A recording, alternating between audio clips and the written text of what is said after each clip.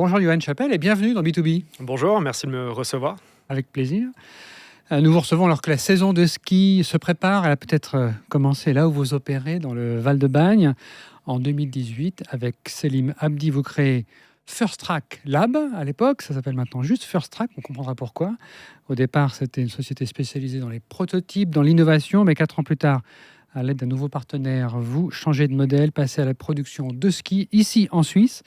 À terme, vous visez 50 000 paires de skis par an fabriqués en Valais.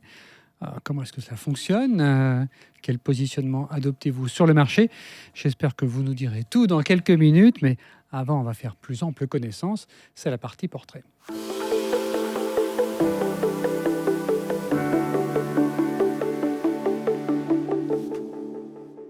Johan Chapelle, j'aimerais comprendre d'où vient votre fibre entrepreneuriale. Qu'est-ce qui vous a conduit à créer First Track? C'était en 2018. Ouais, je pense avant tout une histoire de passion. On est passionné de sport de glisse. Mon associé et moi, lui, avait déjà fondé une petite marque de skateboard qui s'appelait Anticonformiste, Anticonf pour les intimes. Ouais. Content de vous, lui. Oui, exactement. Puis je l'ai rejoint en cours de route, on va dire. Mais avant tout, notre rencontre, ça a été autour d'une planche à roulettes à la Vallée de la Jeunesse, ici à Lausanne. Vous êtes dans un groupe actif d'ailleurs J'ai vu sur Instagram, vous postiez des photos de descente skateboard un peu partout. Oui, effectivement, on a fait beaucoup de descentes à Lausanne, qui est un peu la Mecque pour ça. Et puis, on a eu l'occasion de pas mal voyager aussi avec cette petite marque. C'était un chouette projet entre copains, plus qu'un réel business. Et puis, ça a grandi, mais ça nous a vraiment mis le pied à l'étrier pour nous amener là où on est aujourd'hui. Et comment est-ce que vous avez rencontré Selim Abdi? Ça s'est fait au travail ou c'est un autre cadre? Non, alors vraiment à la Vallée de la Jeunesse, en apprenant à faire du skateboard, un certain type de skateboard de descente qui s'appelle la freeboard. Et puis, lui en faisait déjà un petit peu, développait ses propres planches, avait sa propre marque. Et puis un jour, il m'a montré une vidéo de la production de ces skateboards et je suis tombé des nues. J'ai trouvé ça vraiment très beau et c'est comme ça qu'on a commencé à travailler ensemble. Parce que vous ne veniez pas de l'ingénieur, de la fabrication, vous étiez plutôt dans le marketing. Exactement, ouais. Moi j'ai un background dans le marketing et dans le luxe, donc rien à voir avec ça. On reviendra sur une de vos expériences avant de rejoindre cette aventure entrepreneuriale, mais quand on se lance comme ça, il faut soit un peu de capital, soit un peu d'inconscience. C'est ce que disent souvent nos invités ici. Il ne faut pas trop réfléchir, il faut foncer. Vous, où est-ce que vous avez appris à devenir entrepreneur? Je dirais depuis tout petit, c'est un peu une fibre, le fait de regarder un peu des parents entrepreneurs aussi et de les regarder, de regarder cet exemple, ce côté un petit peu aventurier. Que faisaient vos parents? Alors, un de mes parents était entrepreneur justement et j'ai eu la chance d'avoir une mère au foyer qui s'occupait très bien de nous. Et entrepreneur dans quel domaine? Lui, dans le domaine nautique, mais dans le composite aussi. Donc, il a aussi monté son chantier naval à l'époque. Et forcément, de grandir un peu comme ça dans les chantiers avec un projet entrepreneurial, ça inspire. Vous lui demandez conseil de temps en temps? Ouais, de temps en temps, ouais. Sur les parties composites, on va dire qu'il y a beaucoup de choses qui, historiquement, n'ont pas réellement changé. Et puis, il y a pas mal d'autres éléments qui ont évolué. Après, le ski et le nautisme, c'est deux milieux différents, mais des bases techniques communes. Et diriger une entreprise, ça s'apprend comment? Beaucoup sur le tas. Je dirais que c'est pas le genre de choses qu'on apprend vraiment à l'école. Malheureusement, il faut le faire. Il faut expérimenter, tester. Dans mon cas de figure, moi, j'aime bien aussi me casser un peu la figure de temps en temps pour apprendre. Je pense qu'on en a besoin de ces petits échecs et puis qui vont nous permettre d'être un meilleur entrepreneur chaque jour. Et je pense qu'il faut aussi beaucoup de curiosité. Est-ce que vous avez d'autres mentors qui vous entourent ou vers qui vous vous tournez quand il y a un problème? Ouais, alors des mentors historiques comme mon patron à l'époque, quand j'ai fait une dizaine d'années en agence à Genève, qui m'a vraiment pris depuis le bas de l'échelle. David Sadig. Exactement. On l'a reçu dans B2B, figurez-vous. C'est vrai? Il y a à peu près une année, oui. Ok. De Digital Luxury Group, exactement. C'est ça, ouais. Donc David a été un grand mentor pour moi et je dirais toute l'équipe de management de DLG. Je suis parti tout en bas de l'échelle chez eux pour arriver assez bien placé dans le bureau de Genève. Ouais. Et puis après, d'autres mentors, on va dire, plus dans le domaine sportif. 9 ans chez Digital Luxury Group, ou presque 9 ans. Le marketing, c'était aussi une passion pour vous? Ça l'a toujours un petit peu été. Et puis après, j'ai découvert ce milieu du luxe très propre à la place genevoise, qui est vraiment passionnant aussi, avec un savoir-faire absolument incroyable, avec des gens qui ont des étoiles dans les yeux quand ils parlent de leur travail. Et puis, ça m'a beaucoup appris aussi. Et puis, après, le fait de travailler dans une petite structure, un Digital Luxury Group, je pense que c'était moins de 15 employés quand j'ai commencé là-bas. Ça a beaucoup grandi depuis. Ça permet de toucher à tout et puis le job est jamais inintéressant et toujours très très varié. Vous avez aussi fait, j'ai vu il y a longtemps, quand vous étiez peut-être encore étudiant, vous étiez saisonnier dans la voile.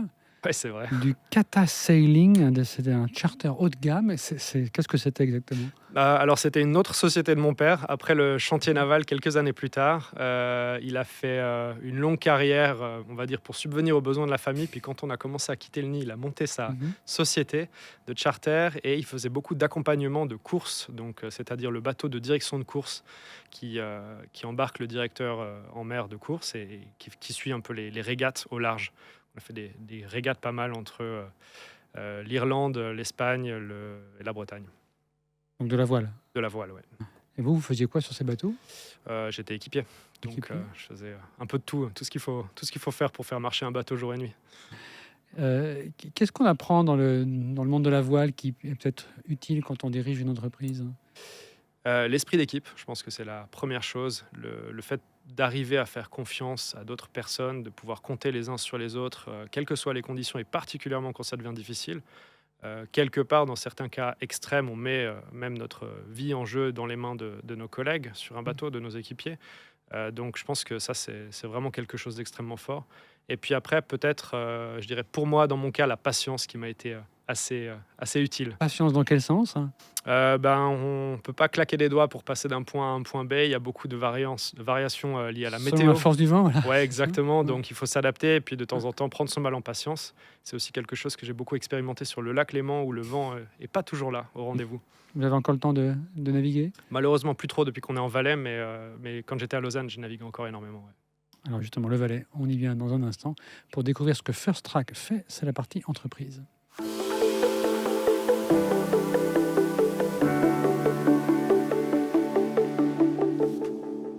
Produire des skis en Valais, c'est l'ambition de First Track de manière industrielle, pas juste quelques centaines de paires. Dans le Nouvelliste cet automne, vous indiquez que vous allez avoir pour la saison en cours une production d'environ 2000 paires. Vous voulez doubler ce nombre la saison prochaine, c'est ça? Oui, c'est ça exactement. On essaye de doubler chaque année. Donc l'année dernière à 1000, cette année 2000. Comment est-ce qu'on s'y prend pour monter une installation? Parce que 2000, 4000, il faut commencer à avoir une vraie installation. Ça se passe comment? Alors, on a beaucoup appris en amont. Donc, on a accumulé énormément d'expérience pour se lancer de manière confiante dans cette aventure. Et un des éléments qui nous différencie réellement et qui nous permet de grandir aussi vite, c'est le fait qu'on le fabrique, on dessine et on fabrique nos propres installations, nos propres machines. De A à Z? De A à Z, ouais. On va vraiment partir de plans 3D qui sont faits par mon associé Selim Abdi. Et puis ensuite, on va assembler la machine, la câbler, la connecter à des ordinateurs pour pouvoir piloter la production de ski en temps réel. Parce que peut-être qu'il faudrait expliquer dans ce cas-là, qu'est-ce qui est si spécifique dans la production de ski? On pouvait imaginer qu'il y a des machines qui fabriquent des skis, il suffit d'acheter les machines et après de concevoir un design, mais en fait, c'est pas exactement ça? C'est un petit peu ça, il y a beaucoup de transformation de matière, donc on reçoit beaucoup de matière brute, par exemple du bois brut, qu'on doit travailler avant de pouvoir l'intégrer dans un ski. Donc il y a pas mal d'étapes de transformation, et ces étapes de transformation, soit on va prendre une machine qui existe sur le marché, mais qui coûte cher et qui va faire un type très spécifique de tâche, soit on s'octroie de la flexibilité en développant nos propres machines, et accessoirement, ça nous coûte aussi beaucoup moins cher. Vous produisez pour votre propre marque. J'ai aussi lu que vous produisiez pour d'autres, notamment pour Mouvement, chez qui vous avez aussi travaillé, il me semble. C'est quoi votre stratégie? Alors nous, on est vraiment positionné pour être une usine multimarque. On est la seule en Suisse dans ce cas. La grande majorité des marques sur le marché dans lequel on évolue sous-traitent leur production à des usines spécialisées. Et donc nous, on est une de ces usines. Beaucoup en Europe de l'Est. Oui, beaucoup en Europe de l'Est, beaucoup en Afrique du Nord également. Et pourquoi vous positionnez différemment? Déjà, on est les seuls en Suisse. Donc, on permet à des marques comme Movement, qui a 20 ans d'historique, mais qui a malheureusement jusqu'à aujourd'hui pas pu faire des skis en Suisse, de commencer à le faire. Donc, on réindustrialise quelque part la Suisse. Et ça, je pense que c'est une promesse de valeur qui a beaucoup de poids pour la décision chez nos clients. Combien d'employés en ce moment comptez-vous? On est environ une dizaine. Une dizaine. Et ils sont quelle proportion consacrée à la production? 6 personnes à la production et 4 personnes au bureau pour organiser tout ce qui va autour, donc qui va de la gestion commerciale, financière, mais évidemment aussi toute la partie conception produit et machine. Vous évoquiez le bois. J'ai lu aussi que vous essayez d'avoir beaucoup d'intrants ou de matériaux qui viennent de l'Europe Oui. pour limiter votre empreinte carbone. Ça se traduit par des prix qui ont des prix des skis qui ont un prix moyen de combien? Alors, on a des clients aujourd'hui qui décident de mettre des skis sur le marché à moins de 1000 francs. Donc, on sait qu'économiquement, c'est déjà viable. Et moins de 1000 francs pour un ski Swiss Made, c'est un prix qui est très compétitif, même si ça reste du haut de gamme par rapport, on va dire, à l'ensemble de l'offre. Mais effectivement, les matériaux représentent une bonne partie de ce coût. D'autant plus qu'on est aujourd'hui à un petit volume, 2000 unités, c'est vraiment tout petit. Donc forcément, on a des coûts de matières premières, des coûts d'approvisionnement qui sont relativement élevés aujourd'hui. Et donc en passant à 4000, c'est votre ambition l'année prochaine, ça va améliorer vos économies d'échelle? Logiquement, ouais, si nos fournisseurs nous regardent, on aura l'occasion d'en rediscuter. En Suisse, la marque suisse, c'est Stöckli. C'est à peu près 70 000 à 80 000 paires de skis par année, mais pas produites, si je comprends bien, en Suisse, exactement. C'est une marque suisse, mais tout n'est pas produit ici. C'est un concurrent pour vous? Je dirais plus, on les voit plus comme un grand frère, Stöckli. Mhm. Et c'est vrai que Stöckli aujourd'hui, alors ils produisent une très grande majorité de leurs skis, si ce n'est toute leur production est faite en Suisse.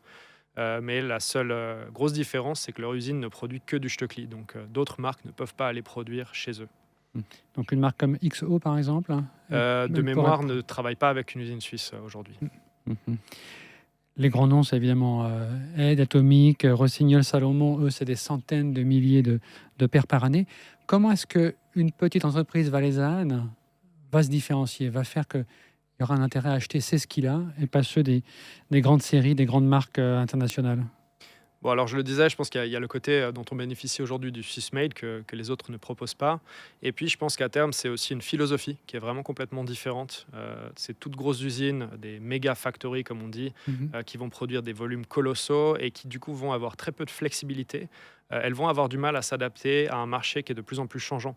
On parle de tarifs douaniers américains, de conditions d'enneigement, d'un Covid. Tout ça a un impact assez conséquent sur la demande en termes de ski. Et pour une grosse usine, c'est plus difficile de s'adapter que pour une petite ou moyenne usine comme la nôtre, qui va pouvoir suivre la demande de manière beaucoup plus précise. On reviendra au droit de douane tout à l'heure, mais sur cette flexibilité et répondre, vous évoquez l'enneigement, ça veut dire quoi concrètement? Vous pouvez, en quelques semaines, produire un ski si la neige est de telle manière cette saison? Ouais, c'est déjà arrivé la saison passée. On a un client qui est arrivé trop court en stock sur certaines références parce que l'enneigement était bon en début de saison. Mhm. Ils ont bien vendu. Et puis, en moins de 4 semaines, on a pu leur remettre des skis à disposition, donc relancer tout un cycle de production, ce qui prend normalement entre 6 mois et 2 ans chez un industriel classique. Mhm. Donc c'est de la flexibilité, c'est de la réactivité aussi ce que vous proposez. Exactement, ouais, ouais. Et puis l'objectif étant à la fois de ne pas surproduire, de ne pas avoir cette fâcheuse tendance qu'a l'industrie à produire beaucoup trop de skis et à inonder le marché avec, mais également de pouvoir produire au bon moment pour la bonne personne au bon endroit. Un peu en flux tendu finalement. C'est ça, exactement, ouais. Pour financer tout cela, il faut avoir des capitaux. Est-ce que ça vient de vous? J'ai aussi lu que Didier Guillon, qui est propriétaire de la fondation Valmont, le grand groupe de cosmétiques, vous a apporté un soutien, c'est juste, hein? Ouais, ouais, un soutien très très précieux. C'est lui qui nous a permis d'être là où on est aujourd'hui, qui nous a fait passer de ce statut de lab, donc le petit laboratoire de recherche et développement qu'on avait à l'époque, à cette petite production qui aujourd'hui a une capacité qui commence à être dans des petits volumes industriels. Passer à ce volume industriel, c'était une idée que vous aviez, qui germait en vous, mais il fallait des ressources financières. Et donc vous étiez à la recherche d'un soutien, ou bien c'est venu d'une rencontre justement avec Didier Guillon qui lui vous a dit mais vous pourriez faire plus et je suis prêt à vous aider. C'est venu d'un besoin. Lui avait besoin de ski pour lui. Et puis, Mhm. c'était une époque où nous, on avait besoin de plus en plus de demandes en fait, pour de la production de ski au-delà de ce qu'on faisait au niveau recherche et développement. Donc, il se trouve que nous, on a aussi eu besoin de capitaux à ce moment-là pour pouvoir passer cette nouvelle étape. Et que la rencontre était une question de bon timing. Je pense que dans l'entrepreneuriat, il en faut un petit peu de temps en temps aussi.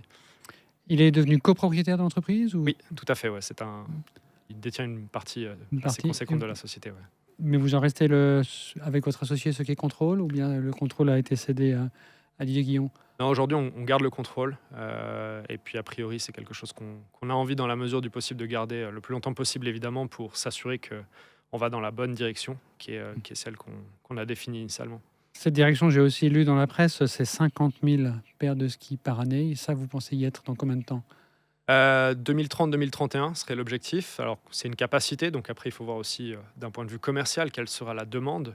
On n'a pas besoin d'être à 50 000 pour être rentable, on le sera bien avant, évidemment. Mhm. Dans combien de temps Euh, vous pensez être rentable? L'année prochaine, Mhm. on devrait être justement un volume de 4 000 qui est à peu près notre seuil de rentabilité. Mhm. À partir de là, du coup, on peut se permettre de croître un peu plus lentement s'il le faut, de suivre un peu la demande. Et 50 000, c'est un chiffre qui est une unité de valeur pour nous, qui est une unité de production standard produit 50 Mhm. 000 unités. Et puis après, ensuite, on peut la décliner, la dupliquer, voilà, faire copier-coller l'usine ailleurs. Produire 2000 paires, produire 50 000 paires, c'est évidemment pas la même chose. Où est-ce que vous le ferez? En Valais, on est très attaché au Valais. On a des très bonnes relations avec le canton, avec Simarc, les autorités cantonales et le Val-de-Bagne dans lequel on est. Le Val-de-Bagne, peut-être qu'on manquera un petit peu de Ça place s'arrêtera, là-bas, ouais. Ouais. Il faut quelle mais superficie pour produire 50 000 paires de skis? environ 2000 mètres carrés. Ouais. Ouais. Donc non, il Peut-être faut descendre un en peu plus plaine, hein. d'espace, plutôt du côté de la vallée du Rhône, ouais, vers Martigny ou Sion, ou dans cette région-là. Mhm. L'an passé, c'était à peu près 230 000 paires de skis vendues en Suisse. C'est un des 10 plus grands marchés au monde. Vous positionnez comment? Votre marché, ce sera surtout la Suisse ou bien vous comptez exporter également? On exporte déjà aujourd'hui. Alors pour les marques qui sont nos clients, on exporte un peu dans toute l'Europe. Et puis parfois même jusqu'au Japon ou aux États-Unis. Mhm. Donc on envoie déjà régulièrement des produits à l'étranger et d'où la volonté peut-être à terme, hein, d'avoir une unité de production en Europe ou ailleurs. Comment est-ce que vous y prenez pour exporter ce que vous produisez? C'est soit vos clients, comme Mouvement, qui eux-mêmes évidemment, ont un circuit de distribution, ou bien. Parce que, en fait, c'est pas très clair ce que vous m'avez dit tout à l'heure. Il y aura une marque, il y a une marque First Track ou pas? Aujourd'hui pas. Pas, hein. C'est quelque chose qu'on considère, mais aujourd'hui on est essentiellement quand même au service d'autres clients. Ouais. Par contre, on aime à amener de la valeur pour ces clients-là. Et ces clients ont souvent des besoins logistiques, donc Mhm. on essaye de résoudre ça également pour eux en leur proposant des flux logistiques qui sont les nôtres, pour qu'ils puissent venir se connecter directement à la production et à la logistique intégrée. Et puis ensuite, eux n'auront plus grand-chose à faire, à part, on va dire, animer évidemment toute la partie marque. D'accord, donc quand vous parlez du Japon ou des États-Unis, c'est en soutien à vos clients, une sorte de partenariat pour la distribution aussi des skis que vous produisez. Ouais, notre rêve ultime, c'est de pouvoir proposer à une marque d'être locale partout, c'est-à-dire Mhm. d'avoir sa production peut-être au Japon pour le marché asiatique, d'avoir une production en France, en Suisse pour le marché suisse et européen, et puis peut-être une production en Amérique du Nord pour les États-Unis et le Canada. Et pourquoi est-ce que c'est important pour vous plutôt que de tout produire en Suisse et de tout exporter de Suisse? Alors, on en revient à cette philosophie, la philosophie d'ultra-centralisation versus une philosophie qu'on porte à notre cœur, qui est plutôt celle de la micro-factory. On Mhm. préfère avoir une série de petites unités flexibles et agiles plutôt qu'une énorme usine centralisée qui, du coup, est très peu flexible et ne va pas avoir la capacité de s'adapter à voilà, tous les changements auxquels on doit faire face. Mais ce sera plus Swiss Made alors. Pas forcément, non. Non, non. Parce que ce Swiss Made, il a une valeur. Ce Swiss Made a une grande valeur pour nous et puis c'est aussi, on va dire, quelque chose on essaie de faire honneur au Swiss Made. On essaye Et que vous pouvez de valoriser l'honorer. dans un prix de vente, hein.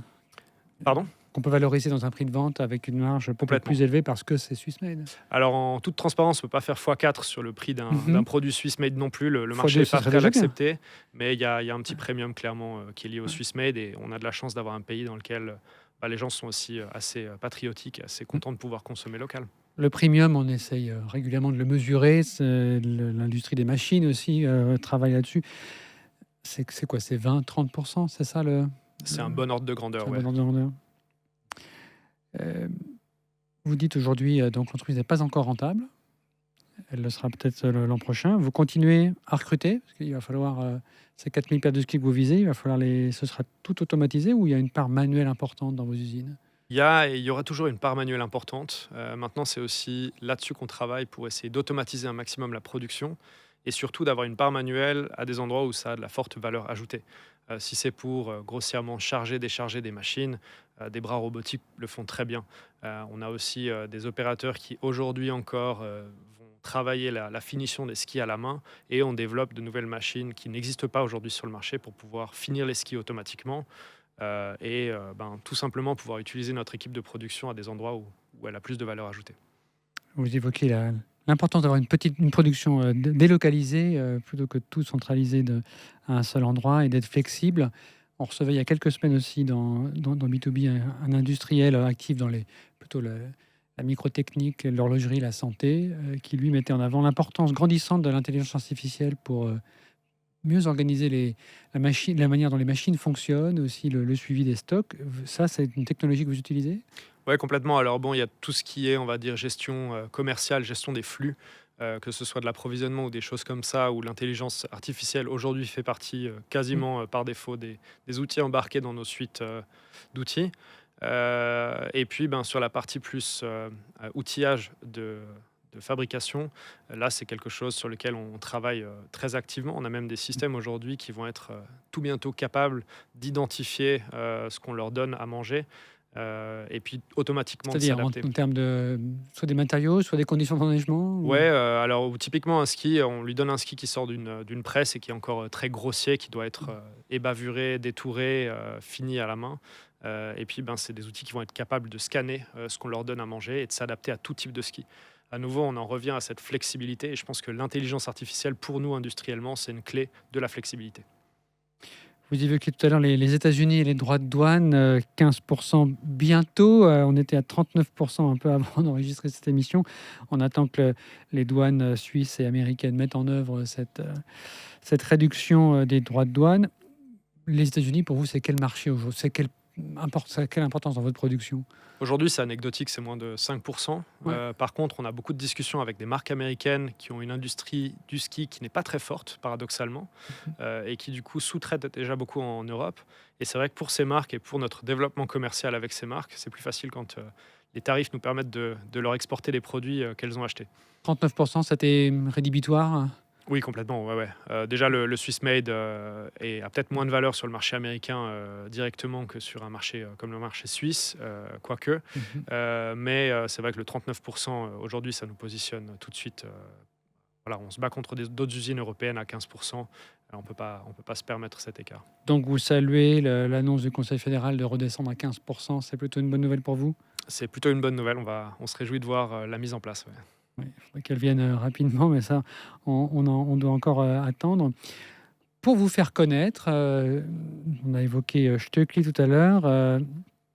Il travaille avec Marco Odermatt, un grand champion ski. Il y a un champion valaisan en ce moment, Loïc Meillard. Il est avec Rossignol. Est-ce que c'est un ambassadeur comme ça? Vous recherchez des ambassadeurs pour aider vos clients à faire connaître vos skis? C'est quelque chose que vous explorez? Alors ça, c'est plutôt quelque chose qu'on va volontiers laisser à nos clients. On va dire la partie marketing, l'univers de marque et puis également tout ce qui concerne la compétition. Donc non, aujourd'hui, nous, on ne recherche pas activement de personnes, on va dire, qui sont dans la lumière. Mais par contre, on a aussi beaucoup de très bons skieurs qui sont des testeurs de l'ombre et qui vont nous aider à valider rapidement de nouveaux produits qu'on mettrait sur le marché avec nos clients. Est-ce que vous-même, vous testez vos skis? Oui, alors moi, faut pas trop le dire, mais je suis un peu plus un snowboarder qu'un skieur. Vous faites des snowboards aussi ou pas? On fait des snowboards aussi, ouais. Et ces testeurs de l'ombre, alors qui sont-ils? C'est souvent des copains de longue date, des gens qui ont soit un passé de compétiteur, soit un passé de professeur de ski. C'est aussi des gens qui sont bien formés, qui ont passé beaucoup de temps. Mais en fait, au-delà de la formation de base, c'est surtout des gens qui ont des capacités analytiques assez poussées et qui arrivent à bien retranscrire ce qu'ils ont sous les pieds, à bien le comprendre.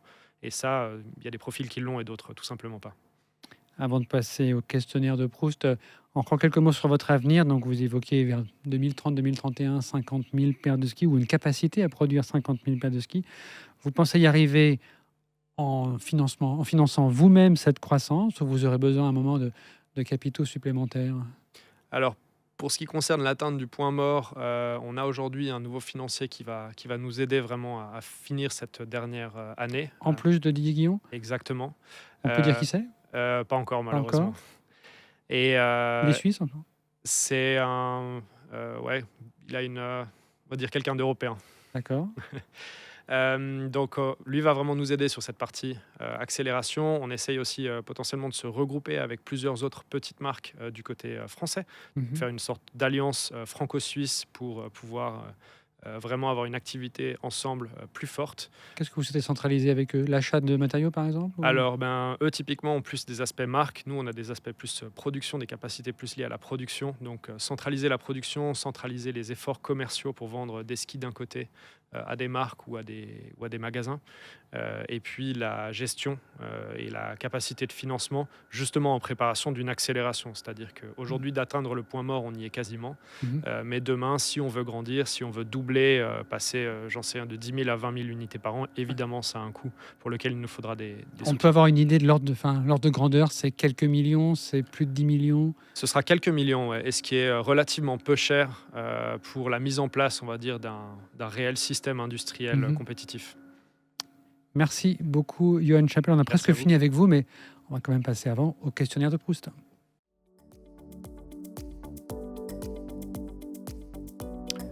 Soyez curieux, persévérants. C'est un marathon et non un sprint.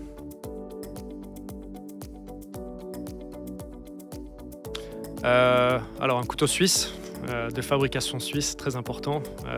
Probablement un maillot de bain aussi. Et puis une pierre à feu.